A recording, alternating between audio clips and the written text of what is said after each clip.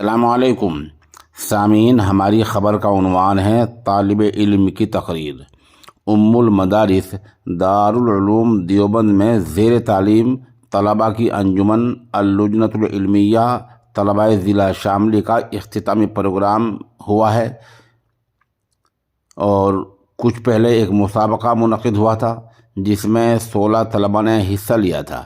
اس میں 4 طلباء نے پوزیشن حاصل کی۔ اول پوزیشن حاصل کرنے والے محمد سعد کی تقریر ہم آپ کی خدمت میں پیش کر رہے ہیں۔ یہ طالب علم ضلع شاملی کے گاؤں چونترا کا رہنے والا ہے اور جمعیت علماء ہند ضلع شاملی کے جنرل سیکریٹری مولانا محمد تحسین کا فرزند ارجمند ہے۔ الذي خلق الإنسان وكرم والصلاة والسلام على من جاء بالكتاب مرتل وعلى آله وأصحابه الأمم أما بعد فأعوذ بالله من الشيطان الرجيم بسم الله الرحمن الرحيم وذكر فإن الذكرى تنفع المؤمنين صدق الله العظيم۔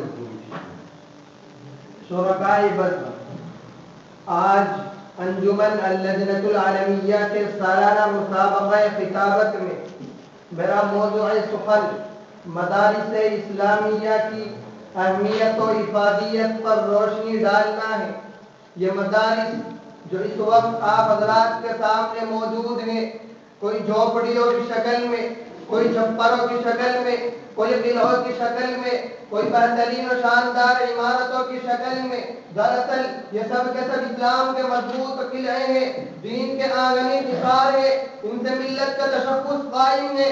یہ امت اسلامیہ کے دھڑکتے دل ہیں، یہ اسلامی کلچر و ثقافت کے آئینہ دار ہیں، یہ اخلاق و ایمان اور اخلاق و روحانیت کے سرچشمے ہیں۔ یہاں مردہ دلوں کو زندگی ملتی ہے، پیاسوں کو سیرابی ملتی ہے۔ یہاں طلباء کے قلوب میں اخوت و ہمدردی، مساوات و رواداری کی تخم ریزی کی جاتی ہے، اور سب سے بڑی بات یہ ہے کہ یہاں ان کے افکار و عقائد صحیح ہوتے ہیں، ان میں فکر آخرت پیدا کرنے کی کوشش کی جاتی ہے، آنے والی زندگی کے لیے اسے ٹریننگ دی جاتی ہے، اسے سوالوں کے جوابات یاد کرائے جاتے ہیں۔ ان کی حالت دیکھ کر فیصلہ نہ کرنا، کسی شاعر نے ان طلباء کی حالت دیکھ کر کیا یہ خوب کہا ہے، نہ پوچھ ان فرقہ پوشوں کی ارادت ہو تو دیکھ ان کو، نہ پوچھ ان فرقہ پوشوں کی ارادت ہو تو دیکھ ان کو، ید بیضا لیے بیٹھے ہیں اپنی آستینوں میں۔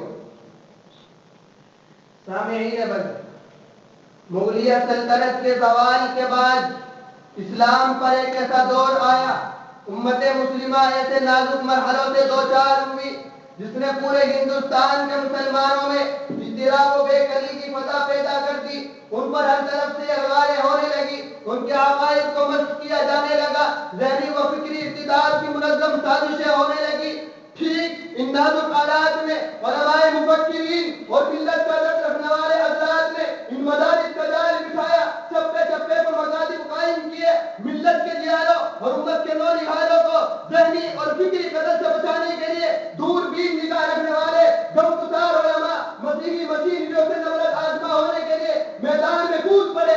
اگر وقت کے علماء کرام کھڑے نہ ہوتے اور ان مدارس کا جال نہ پھیلاتے تو آج ہر گھر میں انجیل پڑھائی جاتی، ان کے عقائد و افکار میں وطنیت و بت پرستی کا رچا ہوا ہوتا، الحاد و بے دینیت کا گھر گھر مرکز ہوتا، قرآن اور افکار اسلامی سے لوگ کچھ دور ہوتے، آپ صلی اللہ علیہ وسلم کی آیات طیبہ سے واقفیت نہ ہوتی۔ ان مدارس نے وہ کارنامہ انجام دیا ہے جو ہمیشہ یاد رکھا جائے گا۔ انہوں نے مسلمانوں کو ان کی دینی اہمیت کے احساس دلایا ہے، مسلمانوں کی ملی تشخص اور ان کی انفرادیت کو برقرار رکھا ہے۔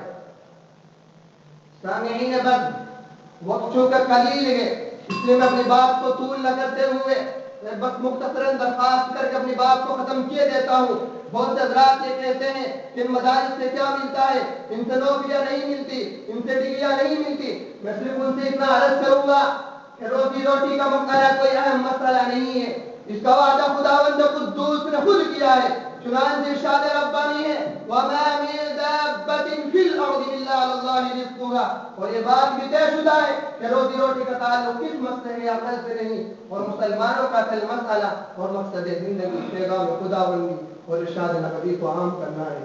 انہی چند باتوں پر میں اپنی تقریر کو ختم کرتا ہوں۔ وما علينا إلا البلاغ.